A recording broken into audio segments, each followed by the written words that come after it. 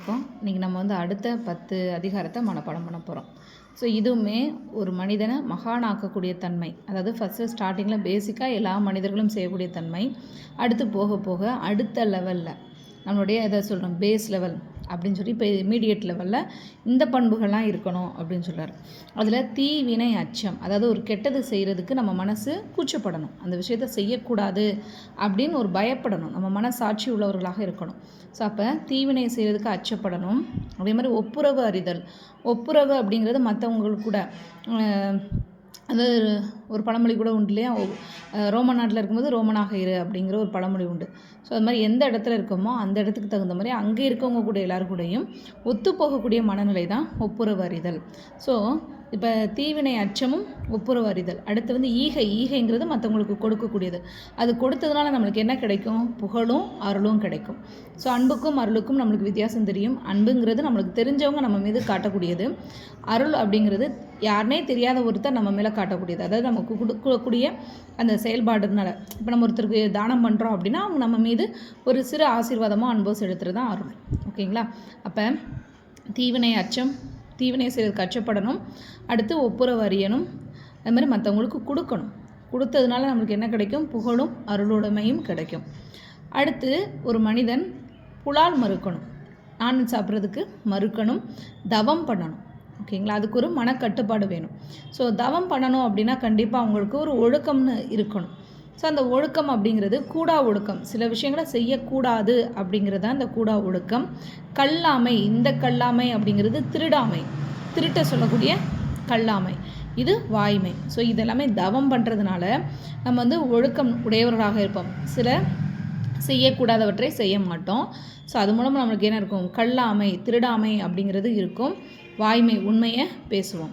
So first தீவினை அச்சம், ஒப்புரவு அறிதல்னா அதாவது சிம்பிளாக நீங்கள் எப்படிங்க வச்சுக்கலாம், நம்மளுக்கு பக்கத்தில் இருக்கவங்களுக்கு என்ன தேவைன்னு தெரிஞ்சுக்கிட்டு அவங்களுக்கு நம்ம கொடுக்கணும். கொடுக்குறனால நம்மளுக்கு என்ன கிடைக்கும்? புகழும் அருளும் கிடைக்கும். இந்த இடத்துல நான்வெஜ் சாப்பிடக்கூடாது, புலால் மறுத்தல். எல்லா உயிர்களும் ஒன்று தான், எல்லாத்துக்கும் வழிங்கிறது இருக்கும். ஸோ புலால் மறுக்கணும். அதுக்கு நம்ம தவம் பண்ணணும். தவம் பண்ணுறது மூலமாக கூடா ஒழுக்கத்தை ஒதுக்கணும். அது கல்லாமையும் ஒதுக்கணும், வாய்மையை கடைபிடிக்கணும்.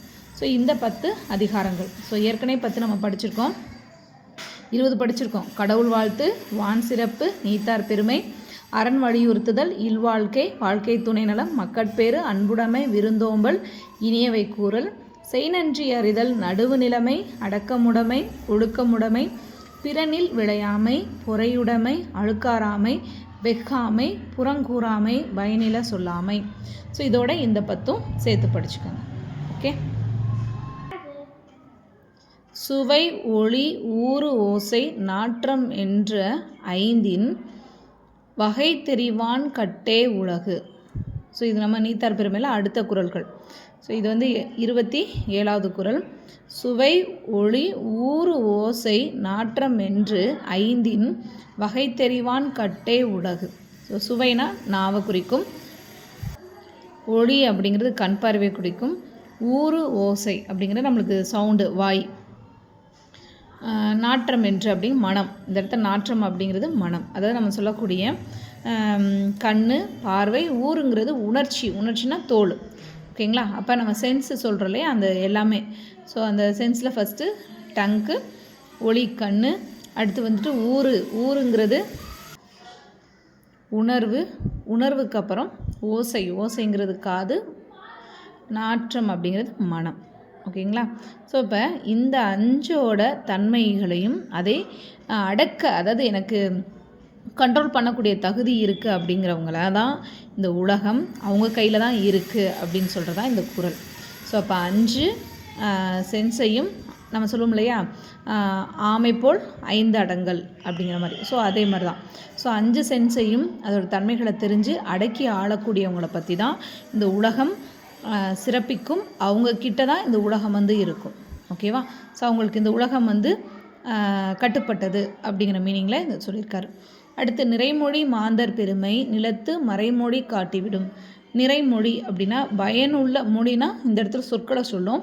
ஸோ நிறைமொழி அப்படின்னா பயனுள்ள சொற்களை சொல்லக்கூடிய அந்த துறந்தார் பெருமை, அந்த மாந்தர்னா மனிதர், சான்றோர், பெரியோர், இல்லை ஒரு தலைவர், எந்த மீனிங்லேயும் நம்ம எடுத்துக்கலாம். ஸோ நிறைமொழி மாந்தர் அப்படின்னு சொல்லும்போது பயனுள்ள சொற்களை சொல்லக்கூடிய அந்த நபரோட பெருமை நிலத்து மறைமொழி காட்டிவிடும். இதுக்கு என்ன அர்த்தம்? ஸோ அவங்களோட பெருமைகளை தான் நம்மளுடைய அதாவது அவங்களோட இப்போ ஒருத்தரோட பெருமையை பற்றி அவங்க பேசக்கூடிய பேச்சிலே தெரிஞ்சு போயிடும்.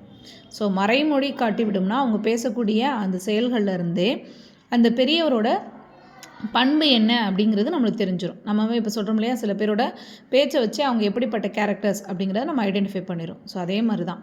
ஸோ ஒரு சான்றோரோட பெருமையும் சரி, அவருடைய செயல்பாடுகளையும் சரி, அவர் பேசக்கூடிய வார்த்தைகளை காட்டி கொடுக்கும். அப்போ நல்ல வார்த்தைகளை நம்ம பேசணும்.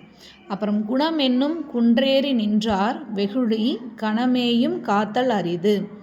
குணம் என்னும் குன்றேறி நின்றார் வெகுளி கணமேயும் காத்தல் அரிது. ஸோ இப்போ குணம் அப்படிங்கிற ஒரு குன்றின் மீது ஏறி நிற்க விரும்பக்கூடியவர். அவர் என்ன பண்ணணும் அப்படின்னா, ஒரு நிமிஷம் கூட கணமேயும் அப்படின்னா ஒரு நொடி, ஒரு செகண்டு கூட என்ன பண்ணக்கூடாது, வெகுளி அப்படிங்கிறத காட்டக்கூடாது. ஸோ வெகுளியை காட்டாமல், வெகுளிங்கிறது எனக்கு கோபம் சொல்லுவோம் இல்லையா, சில பேரை பார்த்தோன்னே நல்லா பேசியிருப்போம், நல்லா பழகும், சட்டுன்னு அவங்க கோவப்பட்டோன்னே மற்றவங்க அவங்கள டக்குன்னு வெறுத்துருவாங்க. ஸோ இந்த இடத்துல நம்ம என்ன பண்ணோம்னா, எப்போவுமே ஒருத்தர் குணமுடையவராக இருக்கிறதுக்கு துளியும் கூட ஒரு செகண்டு கூட அவர் என்ன பண்ணக்கூடாது, கோபப்படக்கூடாது. அதை கோபத்தை கண்ட்ரோல் பண்ணணும் அப்படின்னு சொல்கிறார். குணம் என்னும் குன்றேறி நின்றார் வெகுளி கணமேயும் காத்தல் அரிது. ஓகேங்களா? ஸோ இந்த 3 குறளும் ரொம்ப முக்கியமான குறள். எல்லாத்தையுமே ஒன்றா படிச்சுட்டே வருவோம். ஃபஸ்ட்டு சுவை ஒளி ஊறு ஓசை நாற்றமென்று ஐந்தின் வகை தெரிவான் கட்டே உலகு. நிறைமொழி மாந்தர் பெருமை நிலத்து மறைமொழி காட்டிவிடும். குணமென்னும் குன்றேறி நின்றார் வெகுளி கணமேயும் காத்தல் அரிது. தேங்க்யூ.